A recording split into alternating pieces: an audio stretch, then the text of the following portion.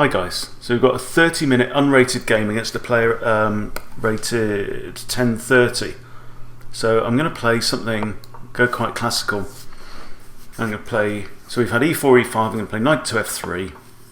And we're looking for, specifically for common errors that players around the 1000 mark might make. This is one of them already on move 2. This is probably a book move, but he's moved the f-pawn.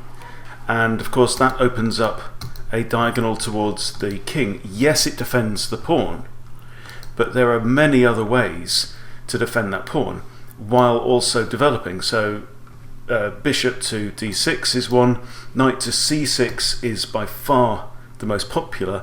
You could also play d6, but this is probably a relatively poor move. So I'm just going to carry on and develop as normal. I want to get my light square bishop outside of my pawns in case I put pawns on these squares. And there's already an idea here of maybe dropping like the queen to there with a check, which might force it. Either the knight's going to have to move again, or the pawn's going to have to move forward, again weakening the king side. So do we want to castle now, or do we want to develop a bit more? So I'm going to develop. There's no rush to castle, there's no pressure against my position yet.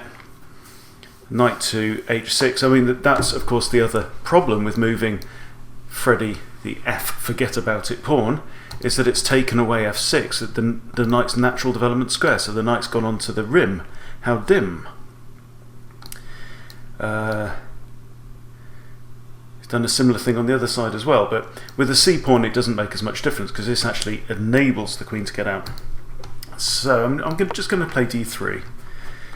There's the possibility of bishop takes knight, forcing the pawns to double, but if I do that I probably don't want to be castling kingside because I'll be putting my king on g1, and if this pawn moves then it's inviting that rook to look down the g file at my king, which we don't want. Okay, so what I have to do, I've got to get my bishop out, got to get my queen off the back rank, I need to castle to complete development. Black, however, is a long way off because black has made 1, 2, 3, 4 pawn moves. I've only made 2. So I've done the minimum I have to, usually developing the 2 central pawns to allow the bishops to get out. So I don't think I want to capture that knight at this point. I'm going to leave my options open a little bit, but I'll bring my bishop out to e3. Another pawn move at this point I think would be inadvisable. So something like that, I'd just drop my bishop back. If pawn takes, I can capture with a knight, just edging my knight up the board, and black still is way behind in development. Okay, so now he's moved the knight a second time, and clearly it's attacking my bishop. My bishop is defended by a pawn.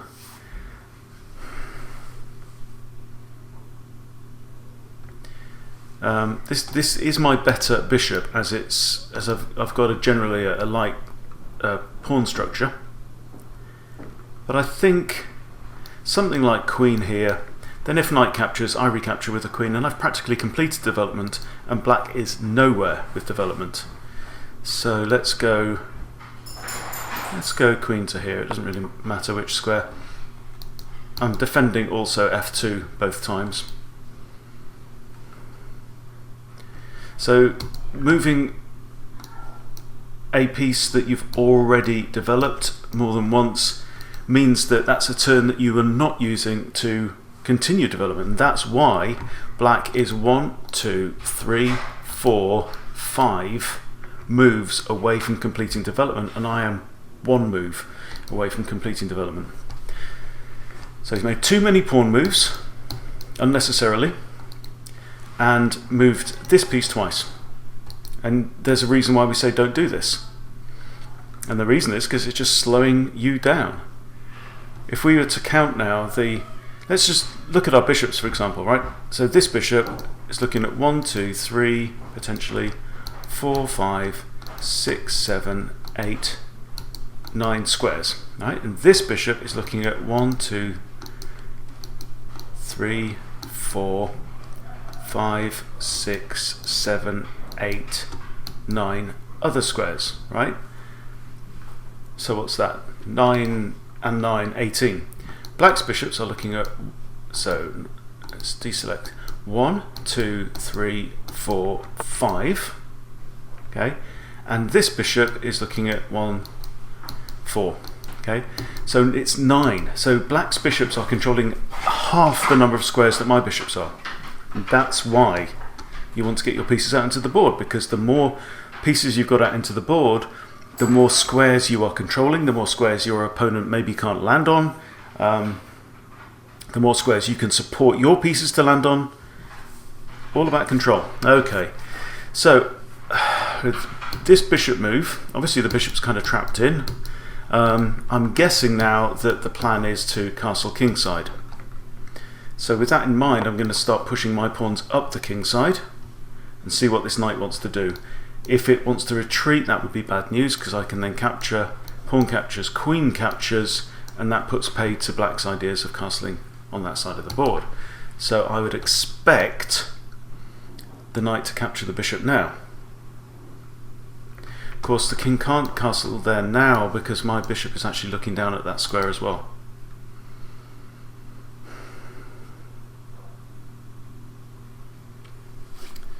Black is using some time to think, which is a good sign.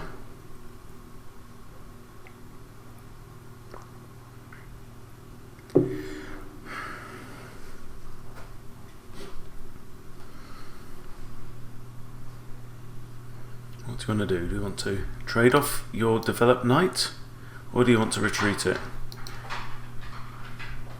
I don't think retreating it's a real option. I think that really busts a hole in black's position. And look how far away black is from castling queenside. So if I can prevent black from castling kingside, then right, settle down, mate.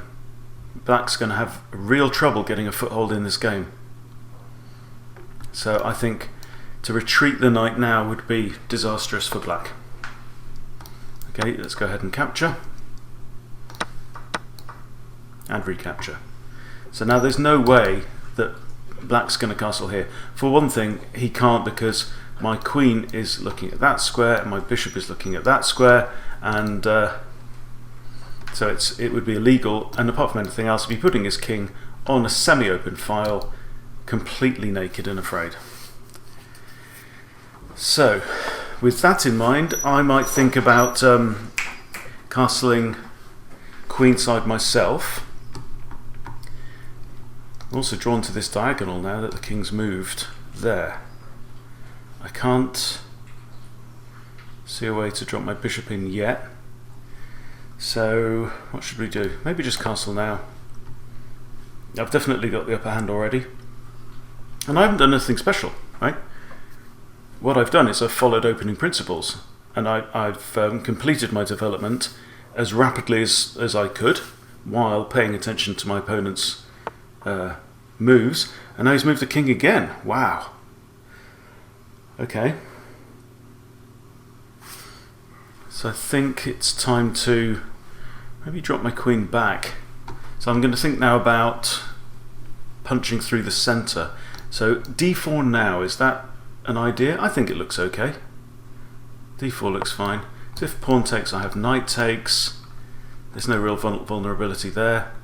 I could even drop my knight onto here, or even drop my bishop onto here, and if bishop takes, I would have knight takes with a fork on the king and the queen. That would be delicious. Okay, so if pawn takes, we've got knight takes, so my knight will be here on d4. Then I could drop my bishop in there, and if captures, captures, and that would be clearly winning. Right, let's drop the queen back here. I'm one pawn up in material, but material is not everything. The real difference is that these pieces are not in the game. The king has already moved, made several moves, couple of moves, and I have all my pieces out on the board. Black has none. Not one of these pieces has come off the back rank. Yeah, he moved one piece off the back rank, that knight, and then which then got swapped off. Okay, so I'd love to get my knight onto this square. And there are two ways to do that. One is via here and one is via here. But neither of those looks really viable at this point in time. So what options do we have there? I could drop my bishop in there. It kind of doesn't really do anything. It's my knight that really wants to go in. Okay, so let's think about pawn pushes. So maybe if I can do like this, and then if pawn takes, I've got knight takes and the queen can't recapture. Okay.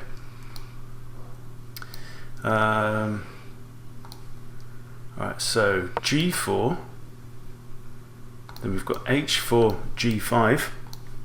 If pawn takes, knight takes, and then my knight's one jump away.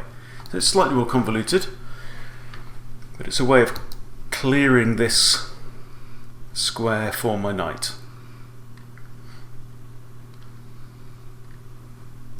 And it's not really an idea that's going to be terribly difficult to spot, but it would be devastating if I could get it in, so it's worth a try. It's not weakening my position to have a go.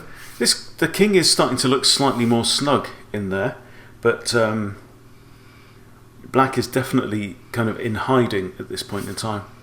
I'm also thinking now that d5 might be a decent move. Force either the pawn to take or the pawn to move forwards. Could be good.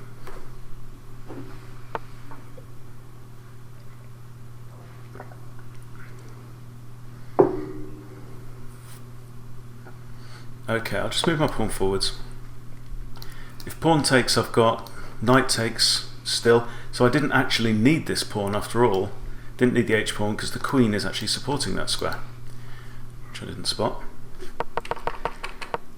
Yeah, so I could have literally just played g4, g5 straight away. Well, which I have done actually. h3 had already been played, so that's okay. That was kicking the knight, wasn't it? Okay, so if pawn takes, I've got knight takes with a very serious threat. Right, he's not gone for that.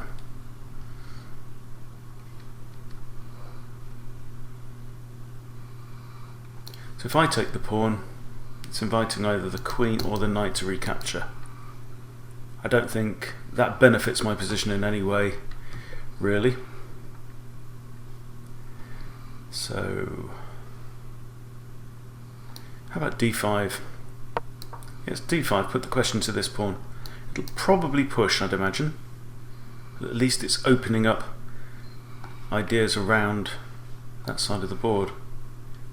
If it pushes, I then have b5 becomes unavailable. Every time you move a pawn, you're obviously reducing the defense of two squares. So this pawn, when it was here, it was defending these squares, right? And now these squares are undefended by pawn, in fact undefended completely, and now the pawn is defending these squares. Okay, so the board changes whenever a pawn moves. This is why you need to be careful with pawn moves. Okay, this is interesting now. That pawn's defended, I can't really attack. I could slide my queen over with ideas of a discovery. Let's go for that.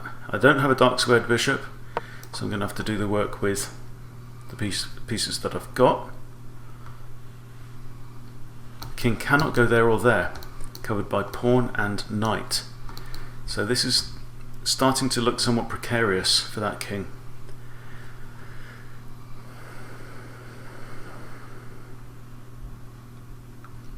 I could also now just think about capturing on there, because having moved my queen away, that was my second defender. So now black has two attackers on that pawn against one defender. So black can simply go ahead and grab that pawn.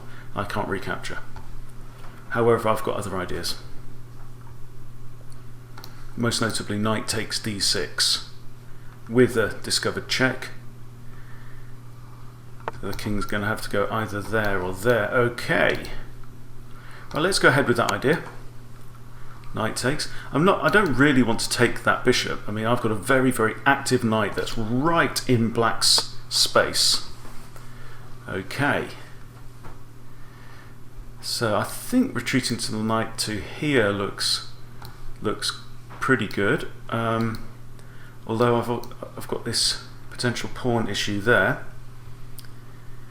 This pawn here is starting to look a little vulnerable. And are there any ideas of like a bishop sacrifice on there?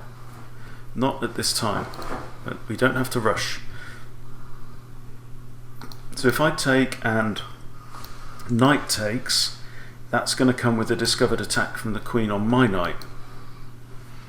Okay, so let's play this. Just noticed that fork is now there.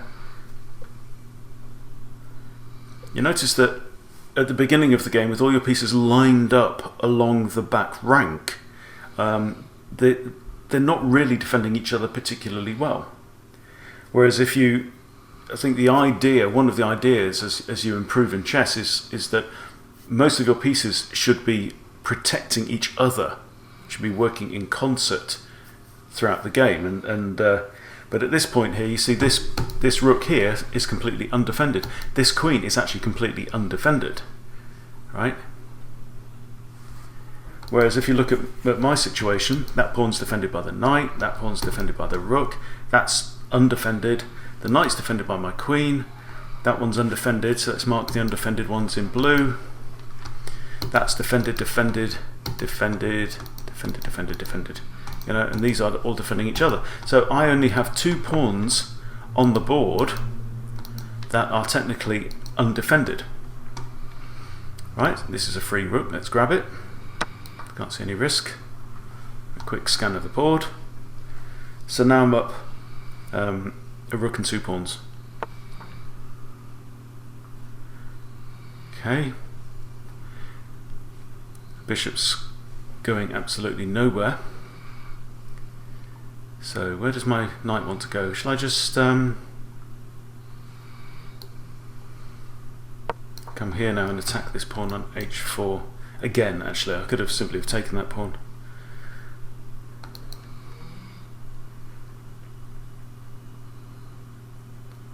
It does show you how you don't play your best chess when you're playing against somebody several hundred points lower rated. Because I notice when I'm doing this that if I'm playing somebody around my own level, then I'm telling myself that I'm going to have to bring my best game in order to beat them, and that makes me bring my best game. Okay, knight to here, attacks the queen, will probably encourage an exchange with the bishop, which I'm not sure I really want. But exchanges aren't going to hurt me at this point in time. So let's say bishop takes, pawn takes. I could think about pushing this pawn up the board now. And then this rook as well could come into play, maybe bring this rook across. You see all the options, how many more options I've got in this chess game than my opponent has. So many more, right? Because he's now totally on the back foot. Okay, he's grabbed a pawn. And now I could push the pawn. If bishop takes, knight takes, queen takes, I go down a pawn, but I'm still up 6 pawns in material. So it's all good for me. Now there's a threat here of knight takes f2 with a fork, so one option is rook takes bishop, then queen takes, and then I start to push. That might be interesting.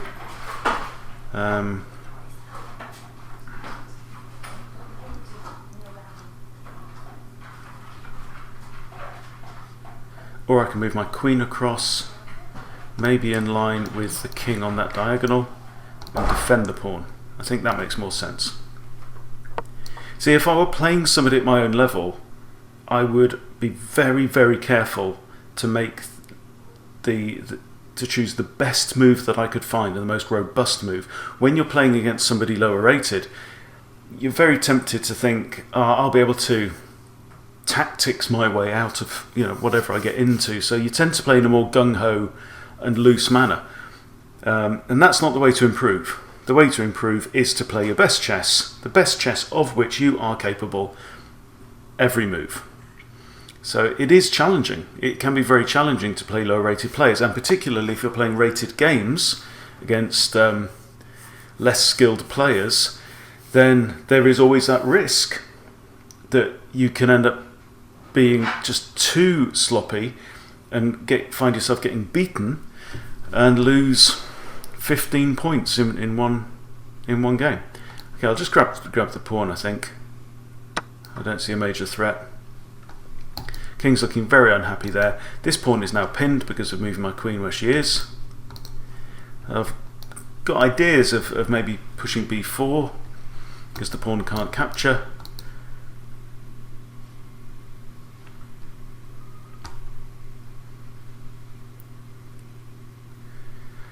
Another thing is always to remind yourself that you don't have to rush or try and force completing a game. So how about knight to f5, attacking the bishop a second time. If knight to f5, the bishop could go there, not there, or could retreat.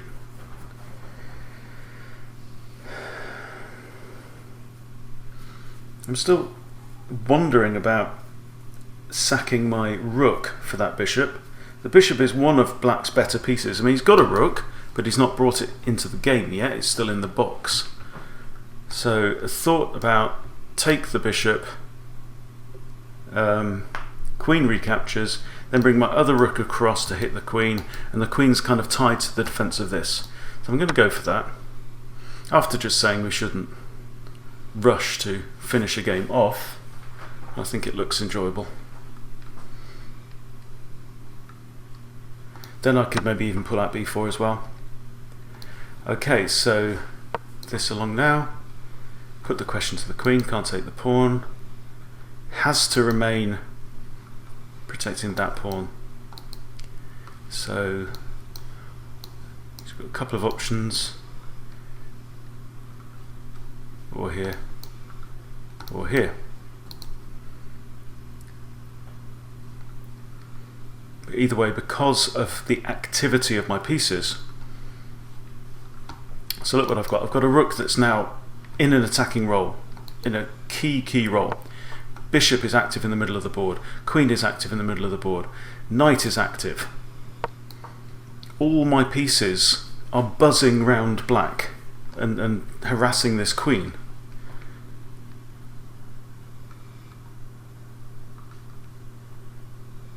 And it started in the opening. It started in those very first moves when I was careful to make relatively few pawn moves, and black made too many pawn moves, too many knight moves with the same piece that had already developed, ended up behind in development, and then I started attacking black before black was ready. Right? Hadn't even warmed up by that point. Okay, now you see the queen's dived away. So abandon the defense of this pawn. So I'm going to dive in now and hit the pawn. Black's got two options. Pawn forward, which would be, I think, an instant checkmate, or king to here, which would fall into a fork. Okay, I think that's the end of the game. No, it's not, because I did a sanity check and the queen could capture there. So I'm going to move there,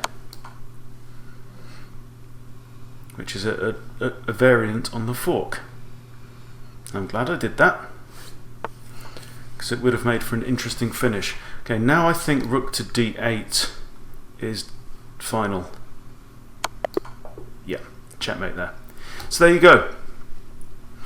That's how you move from around 1,000 to around 1,500.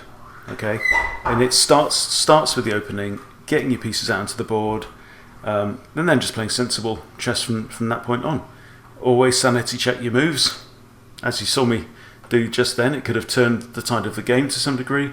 if I'd have gone in too earnestly and urgently to try and get the checkmate. But as you saw, the mate was there. I just had to tread slightly carefully and do it. So that's how you beat a 1000 rated player, and that's how you really make the difference between 1000 to 1500. There you go. Hope that's been useful. See you soon.